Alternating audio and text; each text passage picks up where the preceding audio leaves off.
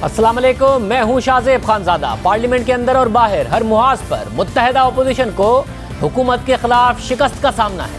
वफाकी बजट की मंजूरी के नाकाम बनाने के दावे करने वाली अपोजिशन एक बार फिर खुद नाकाम हो गई है। इससे कबल कायदे इख्तिलाफ शहबाज शरीफ ने ऐवान में खड़े होकर दावा किया था कि बजट मंजूर नहीं होने देंगे। चेयरमैन पीपल्स पार्टी बिलावल भुट्टो ज़रदारी ने भी यही ऐलान किया था। बजट नहीं, ये सरासर धोखा और कौम के साथ फ्रॉड है, जिसकी हम भरपूर मजम्मत करते हैं और उसको हम एक्सपोज करेंगे। और पूरी ऑपोजिशन का ये बाकायदा फैसला है, इस बजट के खिलाफ सीधा पिलाई हुई दीवार बन जाएंगे, इसको पास नहीं होने देंगे। नाम वो इसी PTIMF डील जिसकी वजह से आज हर पाकिस्तानी परेशान है। अब हम ये बर्दाश्त नहीं कर सकते हैं। जो भी हमसे हो सकते हैं हम वो करेंगे ताकि हम ये बजट रोक सके। बिलावल भुट्टो ज़रदारी ने यह भी कहा था कि वो बजट को नाकाम बनाने के लिए अपने सारे अराकीन शहबाज शरीफ के हवाले कर रहे हैं। मगर आज जब फाइनेंस बिल कौमी असम्बली में पेश हुआ तो नून लीग के पूरे अराकीन मौजूद नहीं थे, खुद अपोजिशन लीडर शहबाज शरीफ मौजूद नहीं थे। और आज बजट इजलास के बाद बिलावल भुट्टो ज़रदारी से इस हवाले से सवाल हुआ तो उन्होंने कहा कि कुछ अराकीन के ऐवान में ना होने से बुरा तासुर गया है। स्पीकर के खिलाफ अदम एतमाद के लिए यही काफ़ी है कि बजट इजलास में अपोजिशन लीडर पर हमला हुआ। मुझे ये बर्दाश्त नहीं है। पता नहीं नून लीग वालों ने कैसे बर्दाश्त कर लिया। ये शिकायत है कि कुछ MNAs आज नहीं थे कुछ जमातों से, और ये एक बुरा मैसेज भेजता है। ये बहुत बुरा प्रेसिडेंट है। ऑपोजिशन, इफेक्टिव ऑपोजिशन तब कर सकती है जब कायदे हिज़्ब इख्तिलाफ साहब इस्लामाबाद में और पार्लियामान में मौजूद हो। हमला हुआ था कायदे हिज़्ब इख्तिलाफ पे, वही काफ़ी बुनियाद बनती है कि ऑपोजिशन स्पीकर के खिलाफ अदम एतमाद लेकर आए। मुतालबा करता हूँ हमारा कायदे हिज़्ब इख्तिलाफ से कि स्पीकर का किरदार को सीरियसली लिया जाए। अगर हुकूमत भी बेंचेस से उस पर फिजिकल हमला होगा, मैं नहीं बर्दाश्त कर सकता। मुझे नहीं पता कि नून लीग वाले कैसे बर्दाश्त कर रहे हैं। वफाकी वज़ीर इत्तलात फवाद चौधरी ने भी आज मीडिया से बात करते हुए कहा कि मरियम नवाज और शहबाज शरीफ के झगड़े में क़यादत की गिरफ्त पार्टी पर कमज़ोर हो रही है। नून लीग में मुझे लग रहा है कि पावर क्राइसिस जो है वो ज़्यादा बढ़ गया है। आप देखें कि शहबाज शरीफ भी नहीं आए और 30 के करीब उनके MNAs भी नहीं आए, तो यूँ लग रहा है कि मरियम नवाज़ और शहबाज शरीफ के झगड़े में थोड़ा जो PMLN की लीडरशिप की ग्रिप है पार्टी पे वो कमज़ोर हो रही है। ये पहला मौका नहीं है। पहले सड़कों पर अपोजिशन निकली, बार बार हुकूमत को डेडलाइन देती रही और उसमें नाकाम हुई। दिसंबर, जनवरी उन डेडलाइंस में नाकाम हुई, लॉन्ग मार्च करने में नाकाम हुई, असेंबली से इस्तीफे देने में नाकाम हुई। स्पीकर के खिलाफ तहरीक अदम एतमाद, डिप्टी स्पीकर के खिलाफ तहरीक अदम एतमाद, वो वापस लेना पड़ी। सेनेट में नाकामी का सामना करना पड़ा और अब ये सब हो रहा है। हमारे साथ साबिक वज़ीर आज़म शाहिद खान अब्बासी साहब मौजूद हैं। भाई साहब बहुत शुक्रिया। भाई साहब इतने बड़े बड़े दावे किए, पहले सड़कों पर अपोजिशन नाकाम हुई, आज आपके अराकीन ही पूरे नहीं आए, लीडर ऑफ द अपोजिशन भी नहीं आए, खुद बिलावल भुट्टो ज़रदारी बड़े मायूस हुए। देखें, ये सब बातें वो हैं जो पार्लिमानी जमहूरियत को लोग नहीं समझते, और मैं हैरान हूँ कि पॉलिटिकल लीडर भी ये बातें कर रहे हैं। पार्लियामेंट्री डेमोक्रेसी अददी अक्सरियत पे चलती है, जब वो नहीं होती तो हुकूमत ख़त्म हो जाती है। तो आज भी हुकूमत के पास 172 अराकीन थे, अपोजिशन की पूरी तादाद 163 है। तो पूरी तादाद भी मौजूद होती तो वहाँ पर बजट पास हो जाता।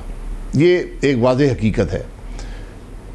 अब 138 वोट हुए, इसमें से मेरा ज़ाती ये ख्याल है कि 6 से 8 वोट और हो सकते थे, क्योंकि हमारे 6 मेंबरान मेरे समेत, मैं आज नायब अदालत में था, शहबाज साहब की फैमिली में डेथ हुई है, 6 अराकीन छुट्टी में थे, 6 अराकीन वोटिंग के वक्त वहाँ नहीं थे। उनसे पूछेंगे कि क्यों नहीं थे, और 2-3 दूसरी जमातों के लोग भी वहाँ पर नहीं थे। तो अगर अददी नंबर ही बढ़ाना था तो बहुत कोशिश होती तो ये नंबर तकरीबन 150 के करीब पहुँच जाता, उससे इस बजट पर कोई फ़र्क ना पड़ता। अपोजिशन हमेशा बजट के जो मसाइल हैं, जो उसकी खामियां हैं, उसको एक्सपोज करती है। वो बड़ी खुश इसलूबी से और बड़ी तफसील से इस डिबेट में किया गया। जो आप दिखाते हैं जी, बिलावल साहब ने ये कहा, ये शहबाज साहब ने ये कहा, ये जोश खताबत होता है। ये पॉलिटिकल लीडर बात करता है कि मैं अपनी पूरी कोशिश करूँगा, मैं नहीं चलने दूँगा, बजट पास नहीं होने दूँगा। इसका मकसद ये होता है कि हम आवाम को यकीन दिलाते हैं कि हम पूरी कोशिश करेंगे। तो ये पार्लिमानी निज़ाम है, इसको समझने की ज़रूरत है। अब मसला ये है मगर भाई साहब इसमें मसला है ना कि जब बड़ा आप दावा करें तो उसको दावे को सपोर्ट करने के लिए कम से कम अपनी मैक्सिमम हाजिरी यकीनी बनाए। 2 दिन पहले जब आपकी अपनी कट मोशंस थी उसके ऊपर वोटिंग हो रही थी, वो भी हुकूमत ने सारी मुस्तरद कर दी, उस वक्त भी हाजिरी मुकम्मल नहीं थी। बजट तो पास हो जाना था, मगर पार्लिमानी जमहूरियत में यह होता है कि अपोजिशन फिर ये नहीं होता कि अपनी हाजिरी यकीनी ना बनाए, कम से कम अपनी स्ट्रेंथ दिखाती है, चाहे वो कानून साजी हो या फिर बजट का मामला हो। जी बात दुरुस्त है। मैंने कहा ना कि हर एक की मुश्किलात भी होती हैं। अगर हमारे पास अददी बरतरी होती तो हम यकीनन ज़्यादा कोशिश करते, लेकिन ये एक एक्सप्रेशन होता है कि अपोजिशन रिजेक्ट करती है इस बात को, वो मोशन लाती है, वो फाइनेंस बिल पे अपना एहतजाज करती है। तो वहाँ पर मैंने कहा कि अगर हम आज बहुत भी ज़्यादा कोशिश करते, तमाम अराकीन जो अवेलेबल थे मौजूद होते, तो ये बात 150 तक होती, और अगर सारी अपोजिशन भी मौजूद होती तो 163 वोट से ऊपर ना पड़ते, बजट फिर भी पास हो जाता। तो इसमें ज़्यादा एक्साइटेड होने की ज़रूरत नहीं है। अब भाई साहब फिर ये बताइएगा कि अब वाज़े नज़र आ रहा है कि हुकूमत को की नज़रें अब 2023 के इलेक्शन पर हैं। उन्हें पता है कि आप 2023 से पहले इलेक्शन नहीं करा पाएंगे। वो इलेक्शन रिफॉर्म्स भी ऐसे लेके आ रहे हैं ओवरसीज़ वोटिंग में। उन्हें पता है कि ओवरसीज़ वोटर उनका ज़्यादा है, इलेक्ट्रॉनिक वोटिंग की तरफ उनका फोकस बहुत ज़्यादा है। तो वज़ीर आज़म तो बड़ा क्लियरली 2023 को फोकस कर रहे हैं। अब आप लोग क्या आज की हिकमत अमली भी नहीं है आपके पास और 2023 की हिकमत भी अमली भी नहीं है आपके पास, क्योंकि आपको लगता है शायद उससे पहले आप हुकूमत को हटा लेंगे, हालांकि हटाने की हिकमत अमली नहीं है आपके पास? हिकमत अमली अपोजिशन हमेशा होती है, लेकिन पार्लिमानी निज़ाम अददी बरतरी पे चलता है। अब हुकूमत की अगर आप बात कर रहे हैं तो मुझे तो हुकूमत चलती नज़र नहीं आती, क्योंकि जो ये बजट पेश किया गया है ये पाकिस्तान की तारीख़ का बदतरीन बजट है, और ये ऐसा बजट है जो सिर्फ इसकी बुनियाद ही झूठ पर मबनी है। तो ये कैसे चलेगा? हमारा मसला, हमारे मुल्क का मसला आज ये नहीं है कि कौन इक़्तिदार में होगा या कौन नहीं होगा। मुल्क का मसला ये है कि मुल्क के मसाइल इतने बढ़ चुके हैं, मुल्क की तकालीफ इतनी बढ़ चुकी हैं, गवर्नेंस इतनी नाकाम हो चुकी है, हुकूमत इतनी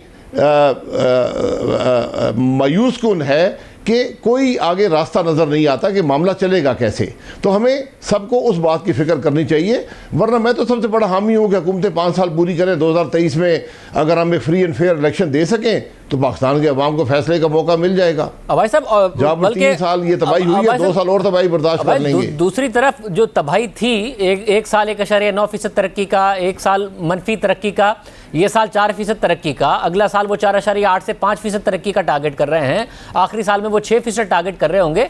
तो बुरा वक्त तो निकल चुका है उनका, अब तो वो अच्छे वक्त की तरफ बढ़ रहे हैं जिसको वो बेहतर अंदाज में मार्केट भी करेंगे। तो आपको क्यों लग रहा है अब हुकूमत गिरेगी? जब आपके गिराने के बावजूद और बुरी कारकर्दगी के बावजूद नहीं गिरी, तो अब जब आपकी वो स्ट्रेंथ नहीं है और हुकूमत की कारकर्दगी पहले से बेहतर होगी तो कैसे गिरेगी? अल्लाह करे आपने जो बातें की हैं वो दुरुस्त हों, क्योंकि मैंने पहले कहा ना सारा मामला झूठ पे मबनी है। 313 की जीडीपी, 313 अरब डॉलर की जीडीपी आज जो है वो 296 पे है। अगर ये पूरा साल जिस तरह उन्होंने कहा है कि इतनी डेवलपमेंट हो जाएगी तो फिर वापस 313 पे पहुंचेगी, तो यानी 4 साल आपने मुल्क के ज़ाया कर दिए। और उसके बाद भी बातें हैं, आप एग्रीकल्चरल जो ग्रोथ दिखाई गई है जो मुकम्मल झूठ में मबनी है, उससे ये जीडीपी ग्रोथ दिखाई, मैं उसको भी कबूल कर लेता हूँ। मुल्क तरक्की नहीं कर रहा, मुल्क के मसाइल बढ़ रहे हैं, बेरोज़गारी बढ़ रही है, गुर्बत बढ़ रही है, मुल्क के डेफिसिट बढ़ रहे हैं, बजट के खसारे बढ़ रहे हैं, हर चीज़ ज़वाल पज़ीर है। गर्दिशी कर्जा बढ़ रहा है, बिजली की कीमत बढ़ रही है, अजनास की कीमतें बढ़ रही हैं, हर चीज़ की कीमत बढ़ रही है और मुल्क की आमदन कम होती जा रही है, अवाम की आमदन कम होती जा रही है। ऐसे मुल्क नहीं चला करते। मगर आप इसको आर्टिफिशियली जो हुकूमत लाई गई थी आर्टिफिशियली सस्टेन कर लिया उसको आपने 3 साल, ये चलने के काबिल नहीं है। भाई साहब अगर आप ये जो अप्रोच है जिसमें आपको लगता है कि हुकूमत नहीं चल सकती है, तो उस आसरे में आप 2023 के इलेक्शन की तैयारी भी नहीं करेंगे और हुकूमत भी चल जाएगी, जबकि वजीर आजम 2023 के ऊपर फोकस कर रहे हैं। तो इसका मतलब है कि आपको अभी भी आसरा है कि हुकूमत गिर जाएगी, और कैसे गिर जाएगी? अददी अक्सरियत आपके पास नहीं है, सड़कों पर आप पहले ही नाकाम हो चुके हैं, तो कैसे गिर जाएगी? देखिए, हुकूमत का काम होता है कि अपने काम पर फोकस करे, उसको वोट मिलेंगे, उसके रिज़ल्ट जो देगी इन 5 सालों के अंदर। जो अपोजिशन है वो अपना काम करती है, उसने मसाइल अवाम के सामने रखे हैं, उसको लोग जज करेंगे कि जब ये हुकूमत में थे इन्होंने क्या परफॉर्म किया। लोग जज करेंगे कि क्या उन्होंने हमारी बात की है अपोजिशन के अंदर, ये नहीं, उनकी जजमेंट वैसे ही होती है। इलेक्शन अगर 2023 में भी हुए तो आप देखेंगे बात इस मुल्क के निज़ाम की है। अगर ये निज़ाम आइन के मुताबिक होगा, फ्री एंड फेयर इलेक्शन होंगे, तो फिर ही पाकिस्तान आगे बढ़ पाएगा। मगर भाई साहब 29 मई को आप लोगों ने ऐलान किया था मौलाना ने कि 4 जुलाई को सवात में जलसा होगा, उसके बाद जलसों का सिलसिला होगा, तो वो होगा या नहीं होगा अब 4 जुलाई को? जी वो होगा जी, जलसे होंगे जी, ये जलसे का सिलसिला चलता रहेगा। हमने इस इशू को कि मुल्क जब तक आइन के मुताबिक नहीं होगा, इसके इलेक्शन फ्री एंड फेयर नहीं होंगे, ये मुल्क नहीं चलेगा, ये बयानिया है PDM का। मगर भाई साहब आपको फिर ये यकीनी तो आपको बनाना पड़ेगा ना, ये खुद ब खुद तो नहीं होगा। अगर आपको 2018 के इलेक्शन पर एतराज़ है तो 2023 का खुद ब खुद वैसा इलेक्शन हो जाएगा जो सबको काबिल कबूल होगा, ये खुद ब खुद तो नहीं होगा। उसको यकीनी आप कैसे बना लेंगे? जी काबिल कबूल नहीं होगा ना, जब अवाम कबूल नहीं करेंगे तो कबूल नहीं होगा। अवाम तो इस इलेक्शन को भी कबूल नहीं कर रहे, जब उनको उसके हक़ाइक़ सामने आए हैं। अब लोग कबूल नहीं करते, तो अगर आपने ये एक्सपेरिमेंट करने हैं, इसी तरह इलेक्शन चलाने हैं, इस तरह हुकूमतें लानी हैं, ऐसे वज़ीर बनाने हैं, ऐसे वज़ीर-ए-आज़म लाने हैं, तो मुल्क तो नहीं चलेगा। आप जो मर्ज़ी कर लें, ये आज की हकीकत है। देखिए ये झूठ और ट्वीट से मुल्क नहीं चलता। जो हुकूमत कह रही है, जो वज़ीर ख़जाना कह रहे हैं, जो वज़रा कह रहे हैं, इस मुल्क की हकीकत उससे बहुत फ़र्क है। तो भाई साहब अगर फ़र्क है तो अवाम आपके साथ सड़कों पर होते, आप सड़कों पर हुकूमत को गिराने में कामयाब हो गए होते, वो तो नहीं हुआ। सड़कों पे पाकिस्तान में कब अवाम आए हैं? और उस दिन से डरे कि अवाम सड़कों पे आ जाएं। फिर वो नहीं देखेंगे कौन सी PTI है और कौन सी मुस्लिम लीग नून है और कौन वर्दी में है और कौन नहीं है और किसने जज का लबादा पहना है या नहीं पहना। उस दिन से डरें जब अवाम सड़कों पे आ गए। इसीलिए सियासी निज़ाम होता है, इसीलिए सियासी जमातें होती हैं। वो काम नहीं करती, फेल हो जाती हैं, इलेक्शन में दूसरी जमात आ जाती है। जब हम इलेक्शन में इंटरफियर करते हैं तो हम आवाम के मसाइल के हल में इंटरफियर करते हैं। जब हमें इस बात का एहसास होगा तो हम आगे बढ़ पाएंगे। बहुत शुक्रिया। साबिक वज़ीर आज़म शाहिद खान अब्बासी साहब हमारे साथ मौजूद थे। गुफ्तगू आपने सुनी। प्रोग्राम में ब्रेक शामिल करते हैं और हम इस पर बात करेंगे ब्रेक के बाद।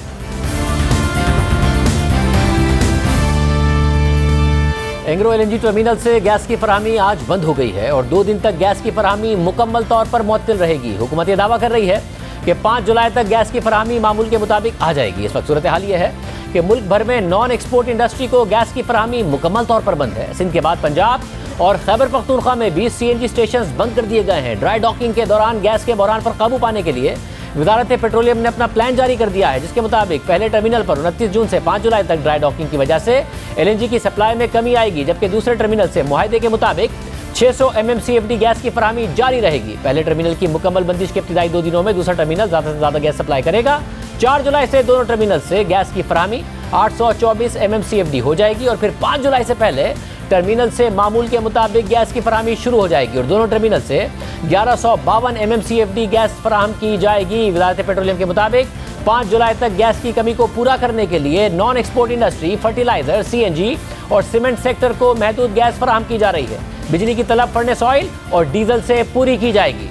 आज वजारत पेट्रोलियम ने कहा कि दूसरे टर्मिनल से 600 MMCFD मुआहदे के तहत गैस सप्लाई होगी, मगर गुज़िश्ता जुमेरात को ही वफाकी वज़ीर असद उमर ने कहा था कि उन्हें खुद वज़ीर तवानाई ने बताया है कि जब एंग्रो का टर्मिनल ड्राई डॉकिंग पर होगा तो दूसरे टर्मिनल पर 750 MMCFD का इंतजाम कर लिया गया। मगर फिर वज़ीर आज़म के मामले खुसूसी ताबिश गौहर ने हमारे प्रोग्राम में कहा कि दूसरे टर्मिनल से इजाफी कैपेसिटी की सप्लाई आर्बिट्रेशन की वजह से मुमकिन नहीं। जो दूसरा टर्मिनल है उस पर 600 MMCFD आप कह रहे थे माजर साहब की गैस आ रही है, हालांकि 750 MMCFD आ सकती है जब 17 किलोमीटर की पाइपलाइन बिछ गई है। तो कराची की इंडस्ट्री को इस क्राइसिस से आप बचा सकते थे, आप वहाँ पर LNG मंगा लेते। आपने टर्मिनल को भी नहीं पूरी तरह यूटिलाइज़ किया, दूसरा टर्मिनल यूटिलाइज़ कर लेते अगर पहला ड्राई डॉकिंग पर जा रहा है और वैसे गैस फील्ड मेंटेनेंस पर जा रही हैं।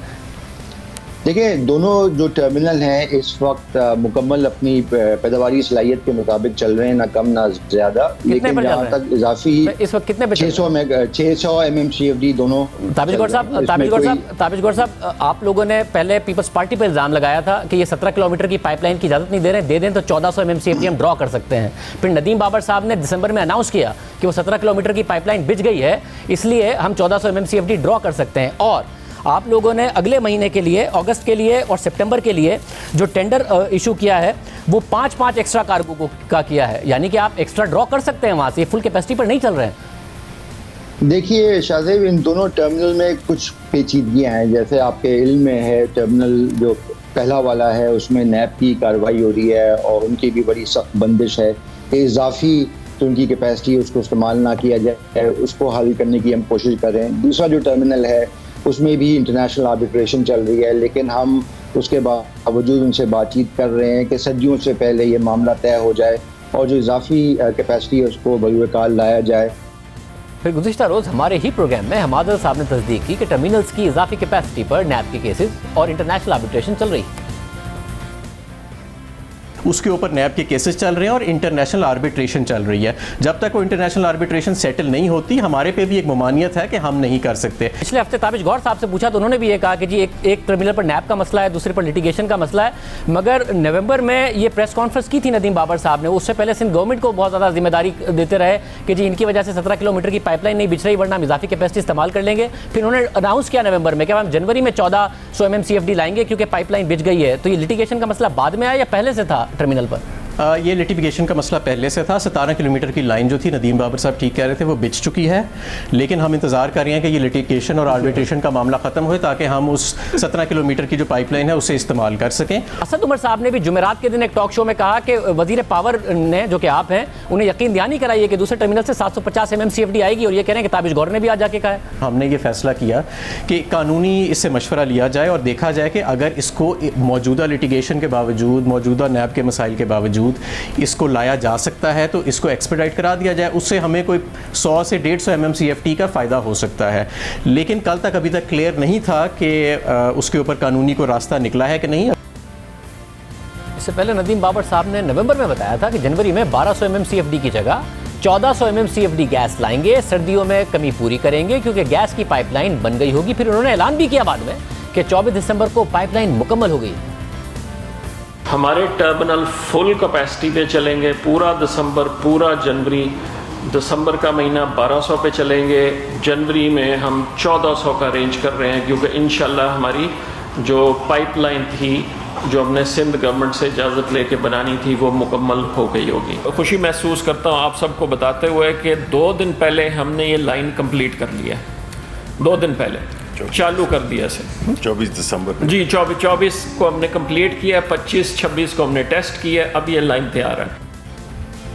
आपने खुद सुना कि नदीम बाबर साहब ने कहा कि जनवरी में 1400 MMCFD गैस लाएंगे, मगर हम आपको दिखाते हैं कि फिर उन्होंने कैसा गलत बयानी की। जब जनवरी के लिए देर से LNG ऑर्डर की और सप्लायर नहीं आए और हमने ये स्कैंडल आवाम के सामने रखा, तो नदीम बाबर साहब इस बात से ही फिर गए कि जनवरी में 1400 MMCFD आनी थी। उन्होंने कहा कि ऐसे ही 14 कार्गो ऑर्डर कर दिए थे, हमने तो कैपेसिटी ही 12 की। और अब फिर जुमेरात को असद उमर साहब ने कहा कि उन्हें वज़ीर तवानाई ने बताया है कि दूसरा टर्मिनल 750 MMCFD तक इस्तेमाल करेंगे, मगर आज वज़ारत पेट्रोलियम के मुताबिक दूसरा टर्मिनल 600 MMCFD पर चलेगा। सवाल उठ रहा है कि हुकूमत क्यों ऐसा कर रही है जबकि गैस की कमी है।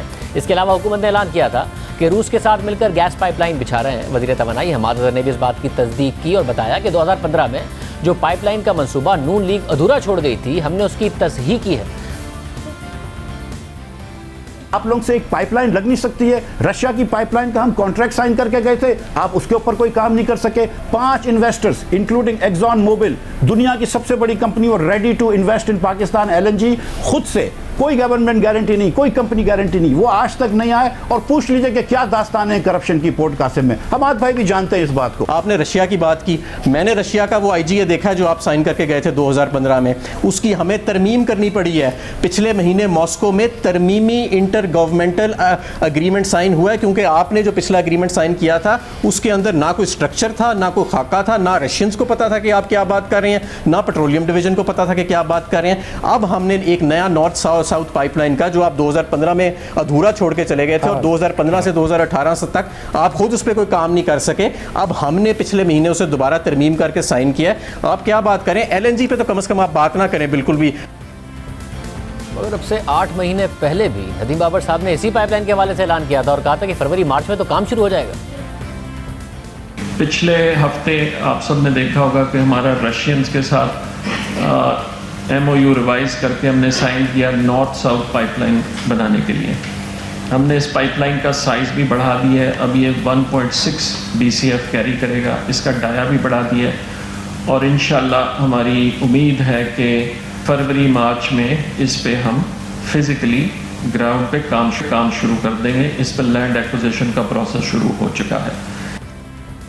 नवंबर में मुआहदे में तरमीम करके ऐलान किया कि हमने तरमीम कर दी है, फरवरी में तो काम शुरू हो जाएगा। फिर फरवरी गुजर गया और कल हमाजर साहब ने कहा कि हमने रूस के साथ तरमीम करके पिछले महीने मुआहदा किया है। मगर आज ताबिश गौहर साहब ने कहा कि वज़ीर आज़म को मशवरा दिया है कि रूस के साथ नहीं, पाकिस्तान की गैस कंपनियों से पाइपलाइन बनवानी चाहिए। रूस के साथ तो 1.5 साल बाद पाइपलाइन पर काम शुरू होगा। 5 साल से हम रशिया का इंतज़ार कर रहे हैं कि वो आएगा और ये हमारी पाइपलाइन बनाएगा। रशिया के साथ मुआहदे हुए कि मेरी ज़ाती राय में कम से कम 1 से 1.5 साल लगेगा उस मुआहदे को पाए तकमील पहुँचाने। उसके बाद फिर ये पाइपलाइन पे काम शुरू होगा। हम बहैसियत कौम के ये मुतहम्मिल नहीं हो सकते कि अपना पूरा का पूरा दारोमदार एक बैरूनी क़ुव्वत पे डाल लें, जो कि अपना वक्त लेगा और यकीनन जो पाइपलाइन बनेगी वो महंगी होगी। तो मेरा जो मशवरा है वज़ीर आज़म को, जो कि मैंने दिया है कि ये ठेका हमको सुई सदन और सुई नौदन को दे देना चाहिए। वो जल्दी और सस्ती ये गैस पाइपलाइन बिछा देंगे। GIDC का पैसा कौम की अमानत है, हमारे पास है, उसी को बरकाल लें। हमें किसी और से मदद मांगने की ज़रूरत नहीं है। 42 इंच की पाइपलाइन अगले 10 साल के लिए हमारे लिए बहुत ज़्यादा है। हर कुछ महीनों बाद हर वज़ीर या मुशीर के अपने अपने बयानात होते हैं, मगर मुल्क में गैस का बहरान है। और आज वज़ीर आज़म के मामले खुसूसी ताबिश गौहर ने कराची में सनतकारों से मुलाकात भी की है। हमारे साथ सदर FPCCI नासिर हयात साहब मौजूद। नासिर हयात साहब बहुत शुक्रिया। नासिर हयात साहब, हुकूमत ने वैसे भी कहा है कि एक्सपोर्ट इंडस्ट्री के लिए गैस हम मुनक़ता नहीं की है, मगर आपने अपने जो ख़त लिखा हमाजर साहब को उसमें ये मेंशन किया गया कि एक्सपोर्ट इंडस्ट्री भी मुतासिर हो रही है। आज क्या आपके कंसर्न्स दूर हुए? ताबिश गौहर साहब उन्हें दूर करने में कामयाब हुए? देखिए, बात यह है कि ये जो पेपर पे है कि एक्सपोर्ट इंडस्ट्री की नहीं काटी गई, आज ताबिश गौहर साहब आए थे, वहाँ सब ने कंफर्म किया कि एक्सपोर्ट इंडस्ट्री की भी गैस कट गई है और जहाँ चल भी रही है तो प्रेशर बहुत लो है। तो ये उनका दावा गलत है कि एक्सपोर्ट इंडस्ट्री की नहीं काटी गई। इस बात से जो है ना, मैं आपको कैटेगोरी कहता हूँ कि उन्होंने काटी है और उनके पास प्रेशर है ही नहीं।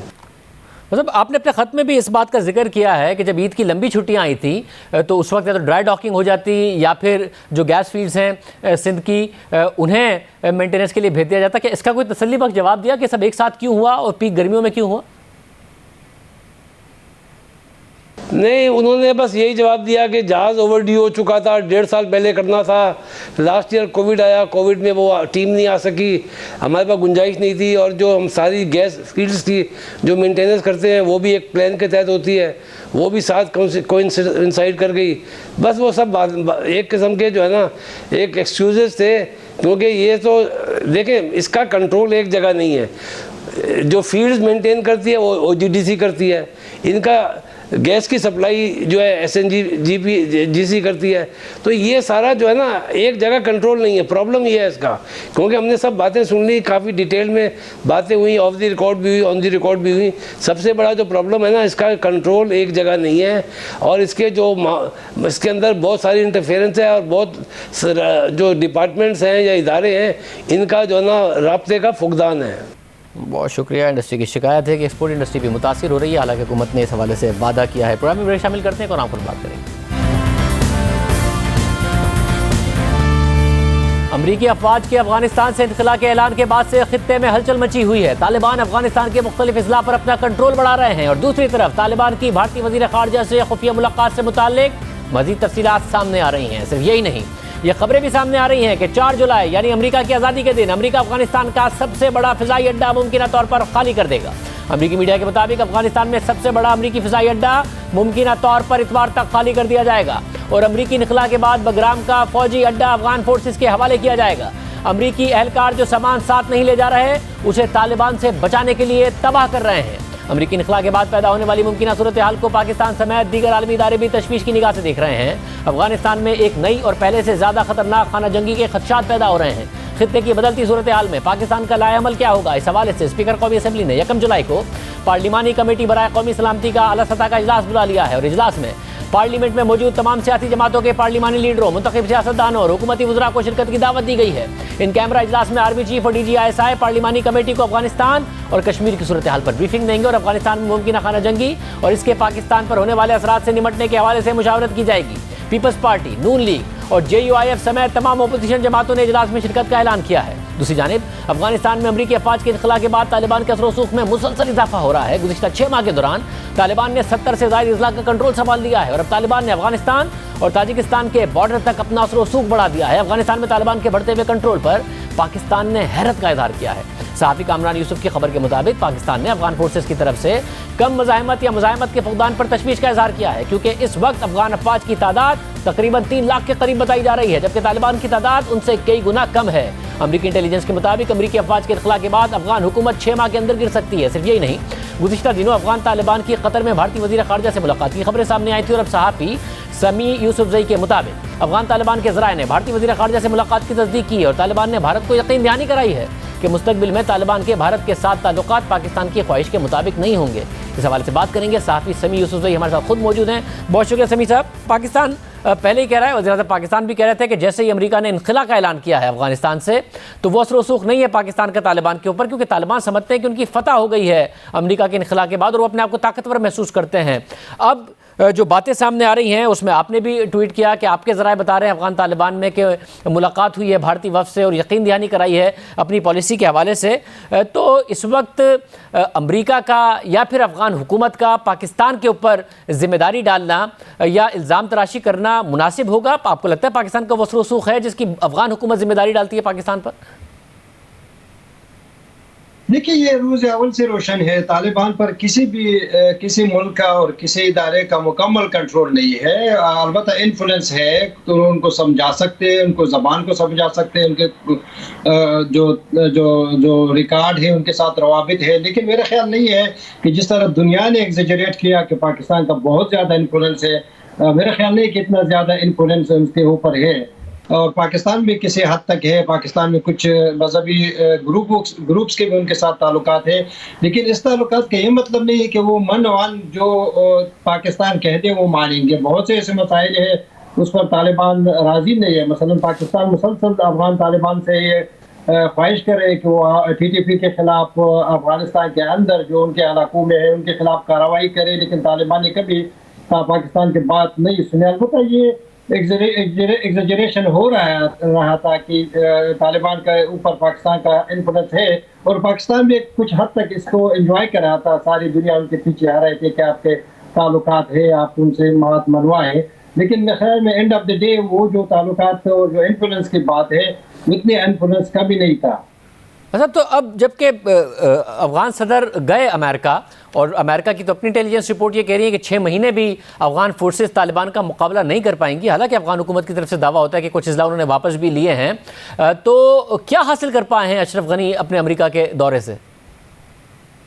मेरे ख्याल में अशरफ गनी साहब का कोई खास बड़ा ख्वाहिश भी नहीं था। वो एक फेयरवेल जो हम कह सकते हैं उनके लिए काबुल वाशिंगटन गई थी, उनसे मुलाकात हो गई थी, कुछ हेलीकॉप्टर्स वगैरह अमेरिकन ने प्रॉमिस किए और कुछ डिलीवर भी किए हैं।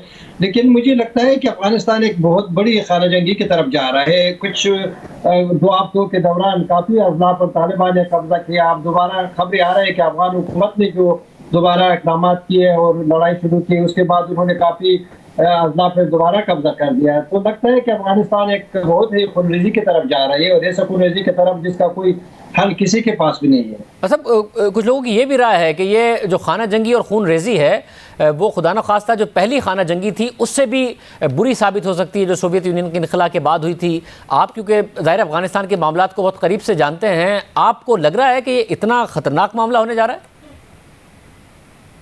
मेरे ख्याल में ये इस मरतबा खाना जंगी तो ख़तरनाक हो सकते हैं, लेकिन इस मरतबा एक एथनिक जो खाना जंगी है उसका डर बहुत ज़्यादा है। चूँकि तालिबान जो नादर अलाइन के जो साबिका ग्रुप्स थे, ताजिक, उज़्बेक, हज़ारा, उनके खिलाफ एक तालिबान और उनके दरमियान एक मूवमेंट बन रही है एक दूसरे के खिलाफ। तो मेरे ख्याल में इस मरतबा ये एथनिक बेसिस पर एक लड़ाई होंगे। पश्तून इलाकों में तालिबान के खिलाफ कोई मुज़ाहिमत नहीं है, लेकिन अभी से नान पश्तून इलाकों में काफ़ी तालिबान के खिलाफ लोगों ने हथियार उठा दिए हैं। तो अगर तालिबान काबुल पर कब्जा भी कर देते हैं तो वही सूरत हाल होंगे कि जो बाकी ग्रुप्स है, एथनिक ग्रुप्स है, उनका बड़ा काफ़ी इन्फ्लुएंस है अफगानिस्तान के ऊपर और गुज़श्ता 20 सालों में उन्होंने काफ़ी तरक्की भी की है, उन्हें काफ़ी शेयर्स भी मिला है। तो मेरे ख्याल में एक और लड़ाई का आगाज़ होगा। एक बदकिस्मती से अफगानिस्तान में हमेशा एक लड़ाई का अंजाम अख्ताम दूसरी लड़ाई का अंजाम होता है, जिस तरह मुजाहिदीन के दौर में हो। लेकिन इस मरतबा तालिबान को यकीन है कि वो जिस तरह उन्होंने अमेरिका को शिकस्त दी है, वो इन जो साबिका मुजाहिदीन है या एतनज़ुब उनको भी शिकस्त देंगे। लेकिन इतना आसान नहीं होगा, इसलिए कि जो तालिबान के खिलाफ लड़ते हैं वो लोकल लोग हैं, वो गाँव के लोग हैं, वो डिस्ट्रिक्ट्स के लोग हैं। वो घरों में रहकर तालिबान पर अटैक करेंगे, फिर घर में जाकर नॉर्मल जिंदगी अपनाएंगे। तो तालिबान के लिए एक तशवीश है। इसी वजह से वो जो इंडिया के साथ तालिबान का जो मीटिंग है, जो 9/11 से पहले जो शुमाली इत्तेहाद के तालिबान के खिलाफ जो मुज़ाहिमत था, उसमें भी इंडिया का बहुत ही किरदार था। वो सारी इंडिया सपोर्ट कर रहे थे। तो तालिबान भी इसी वजह से मेरे ख्याल में इंडिया को ये बावर कराना चाहते हैं कि हम आपके मुफादात के खिलाफ नहीं होंगे, लेकिन आपको भी मुस्तकबिल में अगर तालिबान का कोई कंट्रोल आ जाता है काबुल के ऊपर, तो उन लोगों को दोबारा सपोर्ट न करे जिस तरह तालिबान के साबिक़ा दौर हुकूमत में इंडिया ने सपोर्ट दिया था। बहुत शुक्रिया समीर साहब की गुफ्तगू आपने सुनी। आज के प्रोग्राम में इतना ही। इजाज़त दीजिए। अल्लाह हाफ़िज़।